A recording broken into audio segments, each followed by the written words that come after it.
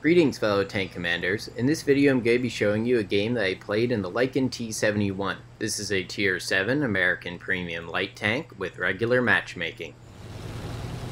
The game I'm playing is a standard battle on cliff with tier 9 as the top tier and no artillery. For this game my tank is equipped with improved ventilation, a vertical stabilizer, and enhanced gun laying drive, and I'm using an American crew which has 20 crew skills and perks. I decided to go up towards the lighthouse this game where I've got some good vantage points to support my teammates. Recently my games haven't been working out too well on cliff with a lot of tanks. I think this has to do with the increased activity around the E3 area off to my right, which has affected how tanks play both on top of the lighthouse and at the base of it towards the middle of the map. And I've been reluctant to embrace this area too much myself, because in my experience it's a great place to die early if you don't have a lot of direct support. Assuming you don't get sniped heading into that area, you end up in a skirmish with enemies that are trying to use a similar strategy, and it hasn't worked out too well for me unless I've been in a platoon, or had some good team support with me in that area. Now this is just my opinion, feel free to let me know in the comments if you've noticed and how you adapted to this.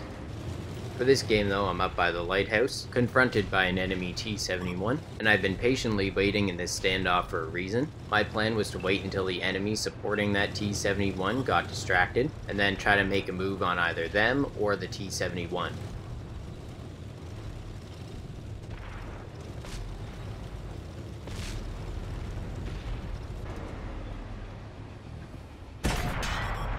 My first attempt here didn't work out as well as I'd hoped because the T71 is still around and I also got instantly spotted. I decided not to take any risks and just hold on to my hit points and try again.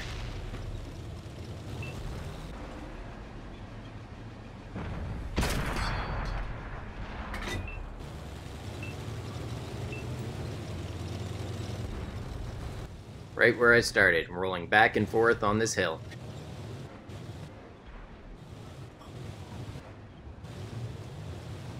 Things don't seem to be working out in my team's favor on this side of the map, so I decided to charge the T71 and see if I can make a difference on this side. The enemies supporting him seem about as distracted as they're ever going to get in this game. I decided to make this suicidal ram because I have controlled impact on this crew, and so I had a slight advantage in the one-on-one situation, and just hoped the enemy wouldn't catch on in time. This worked out far better than I'd hoped. My ram flipped that poor T71 over. The only damage that T71 got that game was on me, and I consider that a very successful trade considering I still have half my hit points. Of course, I had some luck there dodging the Scorpion G's shot though.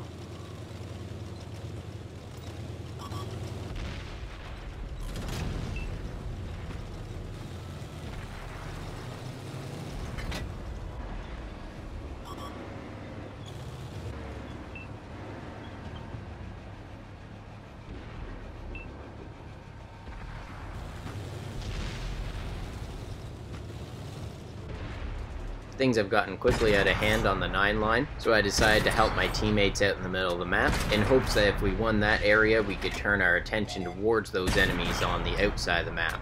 I get some good shots here, but I may have made the wrong decision, since my T54 teammate holding those enemies along the water was doing a great job holding those enemies off, and really could have used a little bit of help from me there. It was a tough call with the game falling apart so quickly here. I thought I'd be able to help my T54 teammate out with that E75. I thought wrong, and even that slight angle of the E75's turret is enough to bounce my shots, so I quickly change over and unload the rest of my clip on that Scorpion G.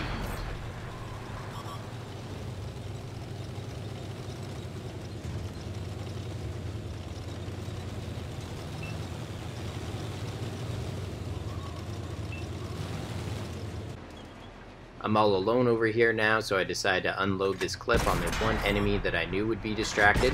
Unfortunately though, I did not realize that the Conqueror had been climbing up towards the lighthouse this whole time. That Conqueror ended up being the MVP on their team, and if he hadn't come up towards me, I would have had a small opportunity to help my team bring this back by keeping the enemies coming around the lighthouse distracted. With my remaining teammates fighting on 2 fronts now and no stagger defense, they weren't able to make a great final stand here, so I've sped it up quite a bit here, no offense to them. My team really just didn't get any traction that game. Now let's check the post-game stats and see how I did. I only made a small amount of progress here on my sharpshooter mercenary contract. For this game I earned 17,000 silver and 1,429 experience without any multipliers.